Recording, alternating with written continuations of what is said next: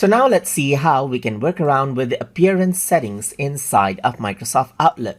So in order to access the appearance setting, first of all, you need to go to View and then go to View Setting right here.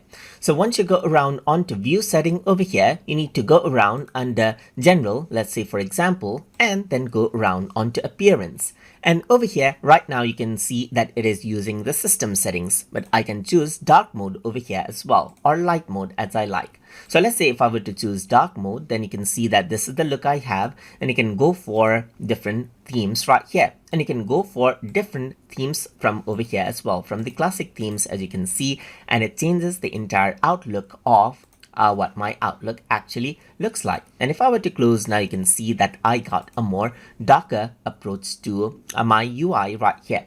But if I want to change it back, then I simply can go to View Settings over here, and then I can go around onto, let's say for example, onto General, then onto Appearance right here, and then choose Light again. And I can go around and choose, let's say for example, a normal theme and click on Save, and then I get the same outlook just like this, as you can see.